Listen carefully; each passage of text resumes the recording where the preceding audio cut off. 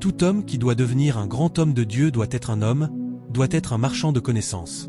La connaissance de la parole de Dieu, de la puissance de Dieu et des voies de Dieu. Tout homme qui doit être utilisé par Dieu doit être un homme qui soupire, qui languit, qui désire ardemment et qui a faim de la justice et de ce Dieu infiniment, terriblement glorieux. Je suis un homme qui aime lire le livre de Luc chapitre 4. Pouvons-nous y aller? Le livre de Luc chapitre 4. Jésus, le Fils de Dieu, était conduit par l'Esprit. Non, conduit par l'Esprit. Oui. Mais qu'est-ce que cela signifie? Il avait un désir impérieux, un désir inextinguible, un désir inconquérable d'être quelqu'un. Le livre de Matthieu chapitre 17 verset 21 montre que Jésus savait ce qu'il faisait. Il est allé dans le désert pour jeûner et prier. Non, il n'y est pas allé simplement pour jeûner et prier. Il y est allé pour exprimer son désir impérieux, inextinguible, de se tenir à l'endroit où Dieu pouvait l'utiliser puissamment. C'était une faim que rien ne pouvait étancher. C'était un désir que rien ne pouvait arrêter. Cet homme a renoncé à la nourriture pendant 40 jours, et pourtant cette jeune fille, ma jolie fille, moi, je dirais. Je renoncerai à la nourriture pendant 1 mois et je dirai à Dieu. Si tu ne peux pas moindre, permets-moi de mourir. Et elle commencera à me reprocher que je veux me suicider, que je veux faire d'elle une veuve. Elle me demandera, qu'est-ce que tu veux? Tu as rempli ton stade, un stade correct, un grand stade. Que veux-tu? Madame, le Dieu dont je parlais bien plus grand que ce dont tu parles. Frère, quand le Fils de Dieu, le Fils unique de Dieu, est venu dans ce monde, il n'était pas charpentier. Il n'était pas médecin. Il était pasteur. Il était un homme de Dieu. Il était un prédicateur. Parce que, dans le ciel, c'est le ministère le plus grand et le plus important dans lequel quelqu'un puisse s'engager. Et ayant été appelé par Dieu à être prédicateur, je veux que tu te célèbres toi-même. Célèbre-toi toi-même. Mais toi seul peux définir ce que Dieu t'a appelé à faire. Toi seul peux nous le dire. Mais je veux que tu m'écoutes, en tant qu'homme de Dieu, il n'y a aucune limite à ce que tu peux faire pour Dieu et pour le monde. Je suis amoureux du ministère. Pourquoi? En tant que prédicateur, tu n'as besoin de personne pour te payer un salaire. Ceux que Dieu utilisera par ton intermédiaire pour bénir, pour guérir et pour faire prospérer reviendront te bénir. Il ne l'a pas dit en vain. Un jeune homme est venu tout droit de Lagos et m'a dit « le sénateur Okashi, comment s'appelle-t-il? Viens. Okashi, est-ce correct?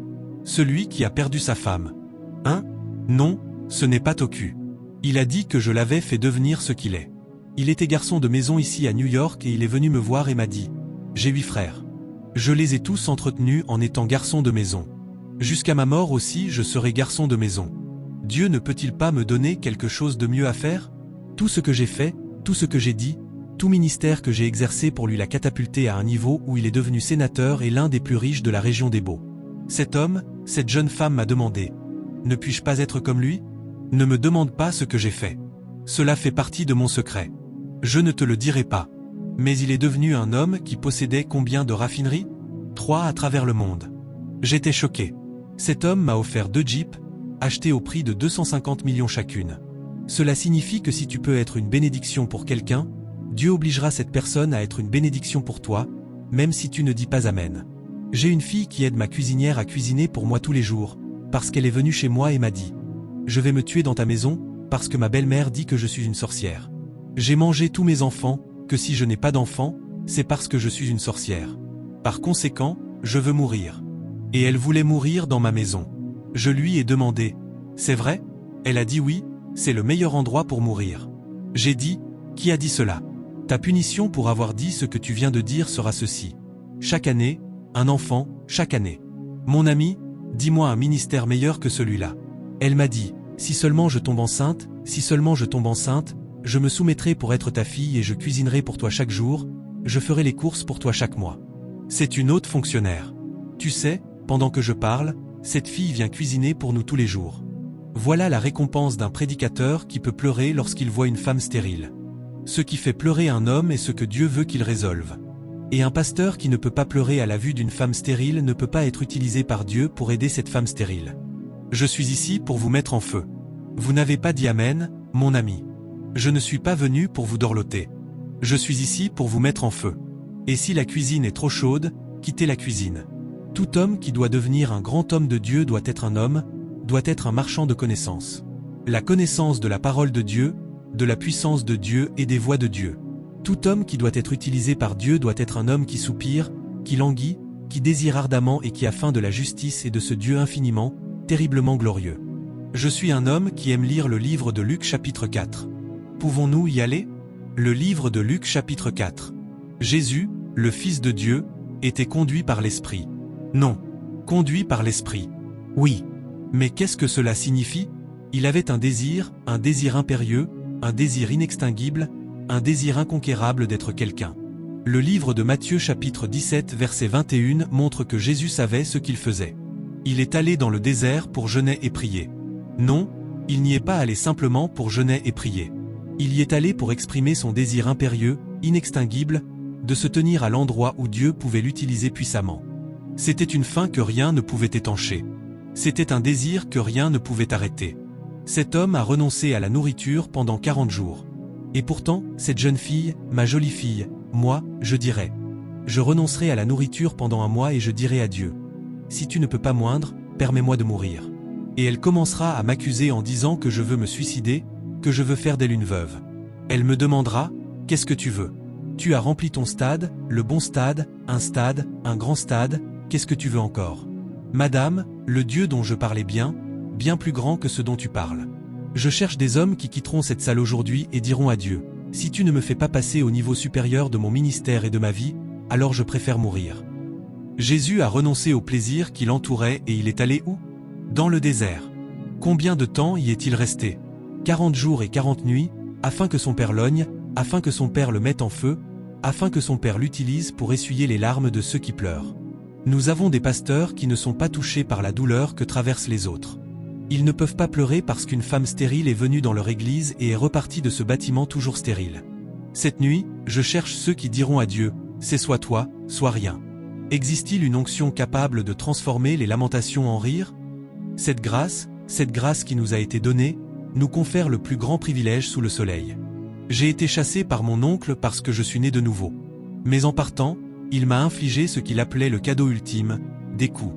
Et je lui ai dit, oncle, ce petit garçon que tu chasses deviendra un grand homme. Il m'a traîné en arrière et m'a donné une seconde série de coups, parce que je voyais ce qu'il ne voyait pas. Là où tu te tiens aujourd'hui, je veux que tu m'écoutes. Il n'y a pas de plus grand privilège que d'être un homme de Dieu. Aucun plus grand privilège. Et, j'ai construit un institut polytechnique sans demander de l'argent à qui que ce soit et sans demander un prêt à une banque. Lorsque je l'ai dit pour la première fois à ma femme, elle m'a dit que j'étais un homme fou. Elle n'arrêtait pas de me demander, « Es-tu sûr ? Es-tu sûr d'être venu dans ce monde avec ta tête? Tu parles parfois comme un homme fou. » Les hommes fous voient ce que les autres ne peuvent pas voir.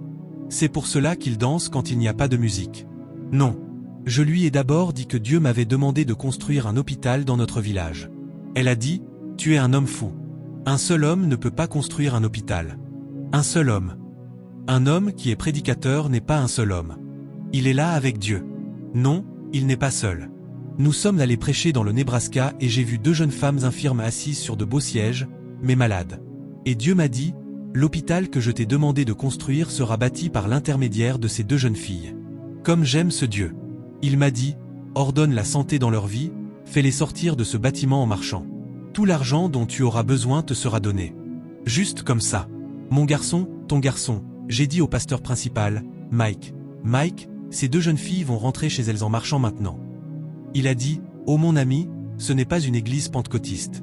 Ne fais rien de stupide. Je ne crois pas au miracle. Alors si tu ne crois pas au miracle, il n'y aura pas de miracle. Il a dit, oh, je ne t'ai pas invité ici pour détruire mon ministère. Mike, pourquoi m'as-tu invité? Il a répondu, tu sais, je ne sais même pas pourquoi je t'ai invité. Maintenant je sais que tu es un homme à problème. Et, jeune fille, voulez-vous rentrer chez vous en marchant? Elles ont dit, oui, monsieur. Église, voulez-vous que ces 2 jeunes filles rentrent chez elles en marchant? Ils ont dit, oui, monsieur. Père, que ta puissance se manifeste. Que les os soient fortifiés. Puissance de Dieu, au nom de Jésus, agis. Et elles sont tombées et se sont endormies comme des infirmières de nuit enceintes. Lorsqu'elles se sont réveillées, elles ont commencé à dire, nous pouvons marcher. Nous pouvons marcher. Et, ce que tu ne célèbres pas n'arrivera jamais dans ta vie. Attends. Quand tu perds ta capacité d'émerveillement et de surprise, tu es parmi les morts. Certains d'entre nous refusent de célébrer ce que Dieu a fait dans la vie des autres. Chaque témoignage est une annonce que ce que Dieu a fait peut être fait, sera fait, et sera fait dans ta vie. Tes applaudissements ne me donneront aucune offrande. Attends, attends. Docteur Kafia, y a-t-il un groupe ici? Hein? Puisqu'il n'y a pas de groupe pour jouer pour moi, je m'en vais. Hein? Ils sont assis si loin de leurs instruments. Waouh! Libérez-vous vers les instruments. Êtes-vous de mon côté? Vous allez jouer. Si je lance un chant, hein? Parce qu'un chant est une invitation que Dieu ne peut pas refuser. Alors ils ont dit à Dieu, tu es le Dieu puissant, le grand je suis. Alléluia. Alléluia. Tu es le Dieu puissant, le grand je suis. Alléluia. Alléluia. Ta voix de miséricorde. Alléluia. Alléluia. Je suis. Alléluia. Alléluia. Alléluia. Alléluia. Alléluia. Alléluia. Attends, attends, attends. Et, attends. Qu'est-ce que tu crois faire? Parle en langue avec ton instrument et catapulte-nous au nuage 20, là où les miracles se produisent. Non. Tu veux un pot de vin? Non, si tu joues bien, je te donnerai un pot de vin. Tu es le Dieu puissant, le grand je suis. Dès que ces deux jeunes filles ont commencé à marcher, s'il vous plaît, lisez mon livre intitulé « Même maintenant, tu peux avoir un miracle ». Les anciens de l'Église m'ont conduit au bureau et m'ont demandé « Que pouvons-nous faire pour encourager ton ministère ?»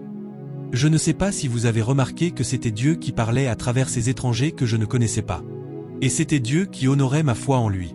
C'était Dieu qui ouvrait une porte que je ne savais même pas que quelqu'un pouvait m'ouvrir. Je leur ai dit que Dieu m'avait demandé de construire un hôpital dans mon village. Mon oncle est mort d'un simple paludisme. Ma tante est morte d'un simple paludisme. Cela montre que je viens d'un endroit arriéré. Les anciens de cette église m'ont stupéfié lorsqu'ils ont dit « Considère cela comme fait.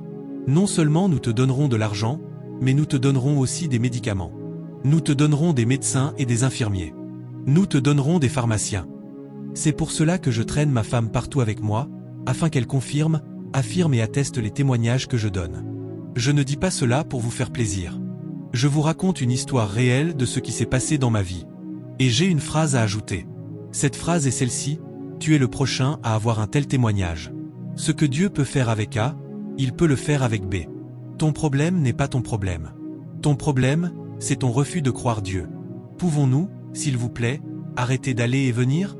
Je sais que les vêtements neufs ont une manière de pousser les gens à se lever et à se déplacer. Aujourd'hui, j'ai quelque chose d'important. Je veux vous mettre tous en feu. Fais ce qui amènera les gens à demander. Est-ce possible que cela arrive?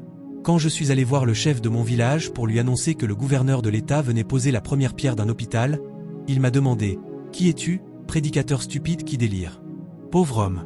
Comment un pauvre homme comme toi peut-il faire venir le gouverneur de l'État dans notre village? Il a dit « Omar, si tu ne sais pas quoi dire, quitte ma maison. » Les gens nous méprisent, ce qui est bien. J'aimerais qu'ils nous méprisent d'une meilleure manière, mais nous devons leur dire qui nous sommes. Nous devons annoncer qui nous sommes. Et je vous demande aujourd'hui, promettez-moi que vous direz au monde qui vous êtes. Parce que Dieu est de votre côté. Et si Dieu est de votre côté, vous n'avez aucune raison de donner des excuses. Aucun homme n'est un échec jusqu'au jour où il commence à donner des excuses. Pendant que le chef me demandait comment un homme aussi désespérément misérable et stupide que moi pouvait faire venir le gouverneur dans notre village et penser à poser la fondation d'un hôpital, nous avons entendu une sirène annonçant sereinement l'arrivée du gouverneur. Il m'a demandé « C'est quoi ce bruit ?» Je lui ai répondu « C'est pour te dire que le gouverneur arrive dans ton palais. » Il a dit « Roma, maintenant je sais que tu es un garçon méchant. Tu fais venir le gouverneur sans me prévenir. C'était ma meilleure façon de te choquer. Je sais que tu n'as aucun respect pour moi. C'est ma façon de t'aider à me respecter, monsieur. » Il a dit « Tu sais que je ne me suis même pas lavé le dos. Ne t'inquiète pas, je parlerai pour toi. N'ouvre pas la bouche afin que le gouverneur ne sache pas que tu ne t'es pas lavé le dos. » Il m'a demandé « Peut-on être plus méchant que toi ?» Et j'ai répondu « Non. » Allons, le fait que Dieu t'ait appelé pour le représenter sur la terre est la plus grande nouvelle que l'on puisse jamais annoncer à ton sujet. J'étais amusé lorsque le chef m'a dit « L'autre chef, regarde, le chef de ce village va aussi venir. S'il te plaît, fais-lui savoir que je suis ton chef. Chef, tu m'utilises pour faire ta publicité. » Hommes et frères, l'appel de Dieu sur votre vie est une confirmation, une affirmation et une attestation que vous êtes appelés à servir à un très haut niveau de responsabilité. J'exige donc que vous n'échouiez pas. Vous m'entendez? Il n'a rien dit. Mettez votre village en feu. Ceux qui haïssent Dieu seront désormais contraints de célébrer Dieu. Pendant que je parle, dans mon village, Tout le monde est maintenant né de nouveau. Je suis amoureux de ce grand Dieu. Il forcera vos ennemis à vous célébrer. Le 25e jour de décembre de l'année dernière, ce village m'a célébré comme leur fils le plus illustre pour leur avoir construit 2 hôpitaux, pour leur avoir construit un institut polytechnique, pour leur avoir tracé 6 routes. Mais le choc de ma vie fut celui-ci. Ce jour-là, un jeune homme d'un village voisin est venu me voir et m'a dit que Dieu lui avait demandé de me donner 100 000 néras par jour pendant 4 semaines, et que je ne devais pas dépenser un seul kobo de l'argent qu'il m'apportait. Ma femme était là. Ma femme lui a demandé, je me souviens de la question qu'elle a posée au jeune homme. Comment vas-tu obtenir un tel argent? Le garçon a répondu, ce n'est pas mon argent. C'est l'argent de Dieu. Il me le donnera et je le lui donnerai. Savez-vous que ce garçon a tenu sa promesse et son engagement? Et le dernier jour, il est venu et m'a donné 2 millions. Personne ne savait qu'un tel jeune homme pouvait se trouver dans ma région. Je viens d'une région désespérément misérable et pauvre. Mais quand Dieu est en route, l'impossible devient possible. Si vous le croyez, offrez à Dieu une bonne offrande d'applaudissements. Revenons maintenant au chapitre 4 du livre de Luc. Commençons au verset 1. Que quelqu'un lise ce qui est dans mon esprit. Lisons. Luc chapitre 4 verset 1. Et Jésus, rempli du Saint-Esprit, même s'il était rempli du Saint-Esprit, revint du Jourdain. Il revint du Jourdain et fut conduit par l'Esprit dans le désert. Il fut conduit par l'Esprit dans le désert. Même s'il était rempli de l'Esprit de Dieu, il avait une faim inextinguible, un désir insatiable, une faim impérieuse d'être utilisé par Dieu d'une manière dont personne n'avait jamais été utilisé. La plus grande chose que je veux que Dieu fasse pour vous aujourd'hui, pendant que je vous parle, c'est de vous bénir avec la faim. Il m'arrivait de me disputer avec ma femme, ou plutôt elle se disputait avec moi. Tu aimes trop les grandes choses. Madame, c'est ainsi que je suis fait. Et si je sers ce Dieu infiniment glorieux, je ne peux pas aller vers lui pour lui demander une tasse de thé. Je veux un banquet. Quand ce Dieu m'a choqué en 1985 et m'a dit « Va à Lagos avec une chorale de 5000 voix, 6000 conseillers, 23 volontaires de prière et 84 bus. Renverse les dieux. Je serai là pour t'honorer. » Je le lui ai dit. Elle a répondu « Peux-tu croire que le seul jour où on m'a demandé de te présenter à Banjo, tu sais ce que cette jolie femme m'a dit? Sans Dieu, j'aurais fait une crise cardiaque. » Cet homme ne pense pas petit. Il ne pense qu'en grand, à de grandes choses qui peuvent te faire t'effondrer et mourir. Je suis en vie à cause de ce Dieu. Mais là où tu te tiens maintenant, je vais demander à Dieu de changer la mesure de ta faim. Jésus, bien qu'il fût rempli du Saint-Esprit, était disposé à entrer dans le désert et à y passer 40 jours et 40 nuits sans manger, afin que Dieu logne. Non, je ne vous demande pas de jeûner 40 jours, afin que vous ne mouriez pas et que vous ne me rendiez pas responsable. Mais combien parmi vous veulent simplement prendre un simple jeûne de 4 jours seulement, et dire à Dieu, aiguise-moi, bénis-moi avec la faim, avec le désir. Que ce soit un désir impérieux, inextinguible, un désir pressant de faire quelque chose qui secouera ce pays, en vous levant maintenant. Est-ce bien votre engagement? Dites-le correctement. Maintenant, laissez-moi entendre. Attendez. Que faites-vous? L'homme avec l'instrument, ne jouez pas pour moi. Vous n'avez pas besoin de jouer. Bien. Et vous me regardez. Je me souviens de vous, à ma manière. Et vous me regardez. Jésus. S'il vous plaît, asseyez-vous. Je suis émerveillé de voir que Jésus était décrit comme étant rempli de l'Esprit, et pourtant il avait encore la faim de prendre un jeûne de 40 jours et 40 nuits. Pourquoi? Allons au livre de Matthieu chapitre 17 verset 21. Allons vite.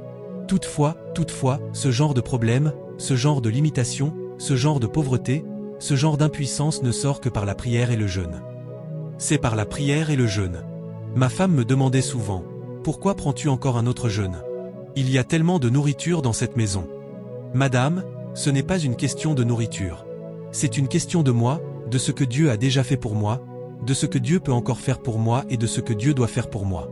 Je lui disais souvent, je veux que Dieu m'utilise pour essuyer les larmes de ceux qui n'ont pas d'enfants. Pouvons-nous voir le livre de Marc chapitre 1 verset 40, s'il vous plaît? Désolé. Une fois que vous me demandez de m'arrêter, je m'arrête. Mais vous venez de m'exciter spirituellement et je veux vous ouvrir mon cœur. Marc chapitre 1 verset 40.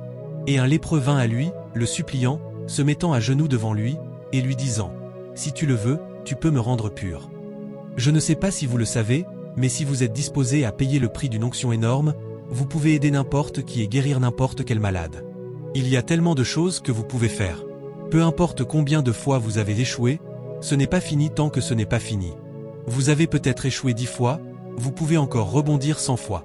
Le fait que vous ayez échoué hier ne signifie pas que vous ne vous relèverez pas encore. Par ma venue aujourd'hui, vous allez vous relever et faire ce que vous n'auriez jamais cru possible. J'avais un fils qui était beau, mais je n'ai pas besoin que vous compreniez ce que je viens de dire. Ma propre mère se moquait de moi. Monsieur le prédicateur né de nouveau, pasteur, ton fils est. Je ne sais pas si vous savez que la vie sans problème est inutile. Nous grandissons par les problèmes que nous résolvons. Toute personne qui n'a aucun problème est inutile. Avez-vous remarqué qu'un manguier qui ne porte pas de fruits n'attire ni bâton ni pierre? Non. M'avez-vous entendu? Non, vous ne m'avez pas entendu.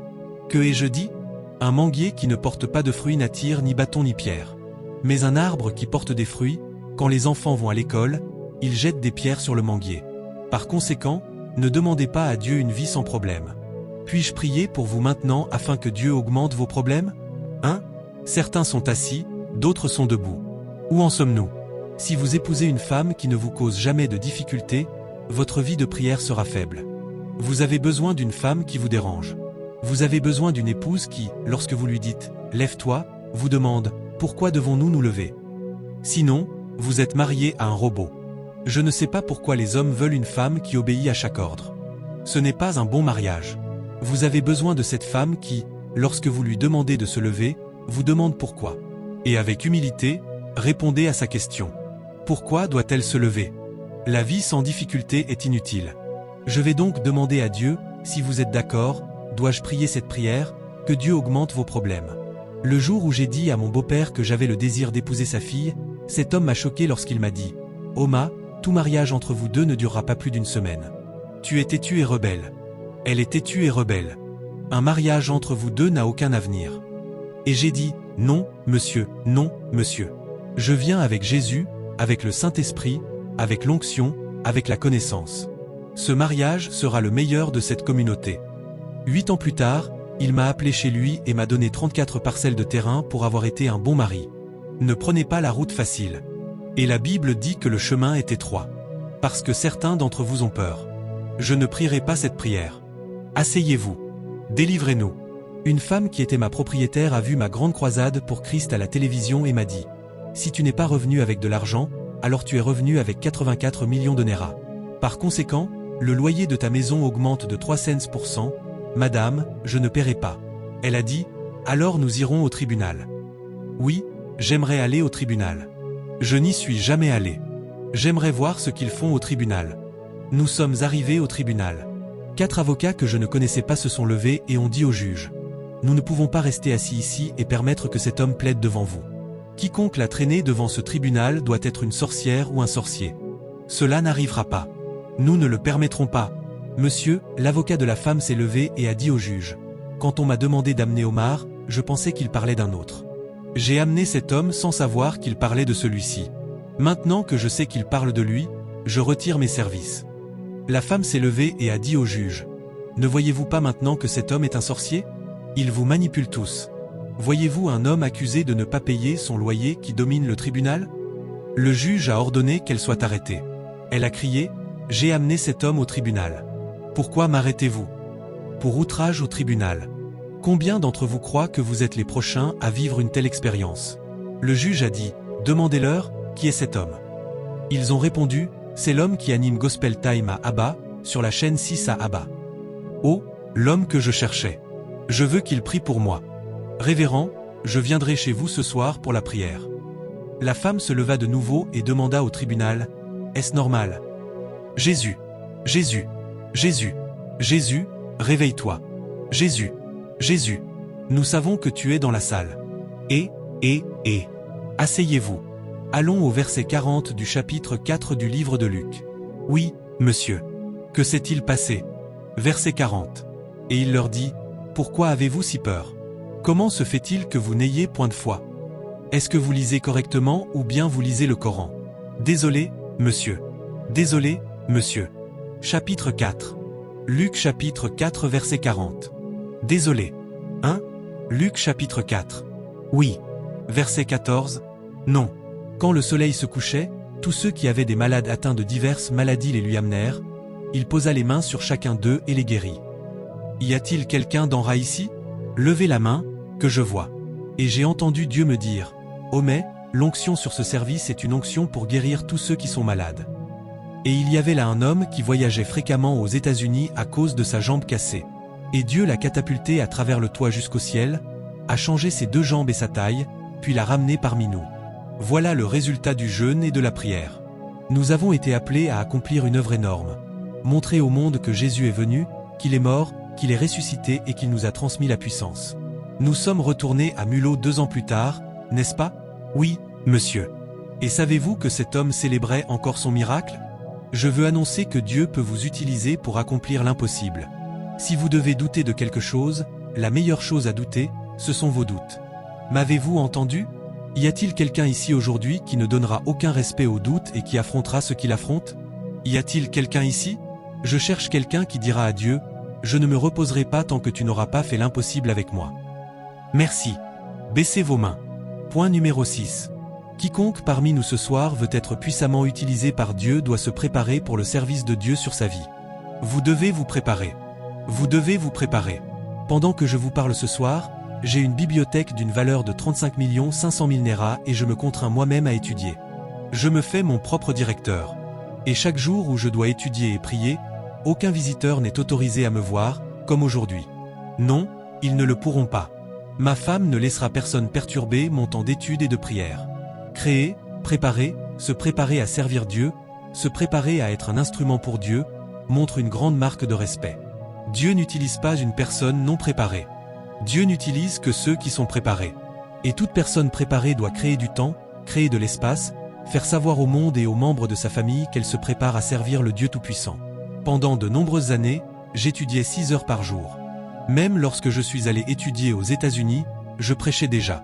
Je ne sais pas si vous savez que je prêchais à l'Université du Nigeria à Nsukka en 1973. J'ai été le premier orateur à l'Université d'Ahmadu Bello en 1972, et j'ai aussi été le premier orateur à l'Université du Nigeria à Nsukka. Un homme blanc m'a entendu prêcher, il s'est assis dans l'assemblée et a attendu la fin du culte. Il m'a dit, « Tu parles comme l'un de mes étudiants. Tu dois être mon étudiant. Tu es mon étudiant. » J'ai répondu, « Je ne sais même pas qui vous êtes. Qui êtes-vous, monsieur ?» Il a dit, « J'ai un collège biblique aux États-Unis. Je t'ai écouté prêcher. Tu sonnes comme l'un de mes étudiants et je veux que tu te prépares à venir aux États-Unis pour être mon étudiant. » Moi? Il a dit oui. Je suis allé aux États-Unis, j'ai trouvé l'école et j'ai commencé à étudier. Il m'a choqué lorsqu'il a dit à l'école qu'il savait que je prêchais depuis 30 ans, et que par conséquent, un homme qui prêchait depuis 30 ans ne devait pas commencer les études en première année, mais en 4e année, en classe de dernière année. Que les gens aiment cela ou non, je suis quelqu'un. Que mes ennemis aiment cela ou non, je suis inarrêtable. Waouh! Il n'y a pas de plus grand privilège que cela. Aucun plus grand honneur que de marcher avec ce Dieu Tout-Puissant. Hommes et frères, c'est le plus grand privilège que chacun de nous puisse jamais avoir. Il combattra vos combats pour vous. Il magnifiera votre ministère. Il vous catapultera dans un lieu d'honneur, de promotion et d'élévation. Même lorsque vos ennemis sont en colère, ils ne pourront pas l'arrêter. Voilà l'appel de Dieu sur votre vie. Si vous le croyez, dites Alléluia 3 fois. Alléluia. Alléluia. Alléluia. Veuillez vous asseoir. Si vous allez servir Dieu, vous devez vous préparer. La préparation peut signifier aller dans un institut biblique. Mais j'ai découvert, à ma grande surprise, que l'homme le mieux instruit est l'homme qui s'instruit lui-même. Car l'homme autodidacte n'a pas de limite de temps. Il lit tout le temps. Mes enfants me demandent, qu'y a-t-il dans cette Bible que tu poursuis, que tu désires chaque jour depuis tant d'années que nous te connaissons? Nous avons lu toute la Bible en une semaine. Non. Dieu est le seul qui se révèle et demeure pourtant un mystère. Il est le seul qui se révèle. Et ce qui est étonnant, c'est que plus tu le connais, plus tu réalises que tu as encore besoin de le connaître. Par conséquent, tu as besoin d'un type de faim qui ne te laissera pas dormir. Ce soir, je vais appeler ceux qui voudraient que Dieu les bénisse avec la faim. Allons au livre d'Ésaïe chapitre 55 verset 1. Ésaïe 55 verset 1. Vous tous qui avez soif, venez aux eaux. Tous ceux qui ont faim, qui soupirent, qui languissent et qui désirent ardemment Dieu, venez aux eaux. Aux eaux. Et celui qui n'a pas d'argent, vous n'avez pas besoin d'argent pour être oint par Dieu. Venez, achetez et mangez, oui, venez, achetez et mangez. Oui. Venez, venez acheter du vin et du lait sans argent. Achetez l'onction et achetez l'onction sans prix, même sans argent. Continuez, monsieur. Verset 2. Pourquoi dépensez-vous de l'argent pour ce qui n'est pas du pain? Pourquoi dépensez-vous votre argent pour ce qui n'est pas du pain, et votre travail pour ce qui ne rassasie pas? Travaillez pour ce qui ne vous satisfera pas. Écoutez-moi attentivement. Écoutez-moi attentivement, et mangez ce qui est bon. Recherchez et mangez ce qui est bon, et que votre âme se délecte dans l'abondance. Que votre âme se délecte dans l'onction du Seigneur. Verset 3. Y a-t-il quelqu'un ici ce soir qui quittera cette réunion avec une seule requête? Que Dieu vous bénisse avec la faim, que Dieu vous honore avec la faim, que Dieu vous touche avec la faim, que Dieu vous bénisse avec la faim. Si vous avez une épouse, si vous avez un mari, ils vont vous combattre parce qu'ils ont besoin de votre temps. Ils veulent que votre temps soit consacré à eux. Non. Que votre temps soit consacré à Dieu, et demandez à ce Dieu de vous bénir avec la faim, une faim impérieuse, une faim inextinguible. Jésus est allé, et peu après, sa main est devenue un instrument de miracle. Il posait la main et les gens étaient guéris. Je veux que vous le rejoigniez dans ce désert. Vous direz à Dieu, tant que tu ne me bénis pas, je n'abandonnerai pas, je ne capitulerai pas. Je veux que tu m'ognes. Je veux que tu me donnes de la puissance. Je veux que tu me catapultes à un niveau où je serai un instrument de miracle.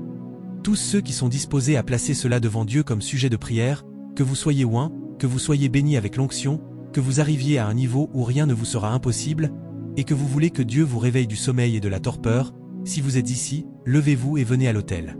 Ton nom est Dieu. Ton nom est Dieu. Amen. Je suis. Jésus. Je suis. Tu es le Dieu puissant, le grand je suis. Alléluia. Alléluia. S'il vous plaît, ouvrez les yeux et regardez-moi. Ouvrez les yeux et regardez-moi. Regardez-moi. Nous étions à Muc, près de notre région. Écoutez, s'il vous plaît. L'esprit du prophète est soumis au prophète. Écoutez-moi. Il y a un temps pour prier. Il y a un temps pour écouter. Il y a un temps pour recevoir. Écoutez-moi. Nous étions à B, dans une assemblée de 10 000 femmes. J'étais sûr que Dieu m'avait dit, ne prie pas pour les malades, je guérirai sans ta prière. J'ai fondu en larmes. Père, si j'ai fait quoi que ce soit pour t'offenser, pardonne-moi. Mais si tu dois accomplir un miracle, permets-moi d'y jouer un rôle. Laisse-moi faire quelque chose. Même si ce n'est que rester debout, laisse-moi faire quelque chose. Quand tu fais des miracles sans que je joue aucun rôle, j'ai perdu mon travail. Je suis maintenant sans emploi et pauvre. Et Dieu m'a dit, femme, peux-tu fermer la bouche? Ce n'est pas à propos de toi. C'est à propos de moi. Et Dieu a dit, annonce que je guérirai 1500 malades du cancer sans prière. Lorsque nous avons appelé ceux qui avaient été guéris sans prière, j'ai vu ma femme pleurer. Je me suis entendu pleurer. Qu'est-ce que je dis? Je dis que si vous êtes prêts à marcher sur ce chemin, vous entrerez dans des possibilités illimitées, sans bornes. Mais ne faites rien par orgueil. Oh, je vais jeûner 100 jours. Non. Écoutez d'abord Dieu.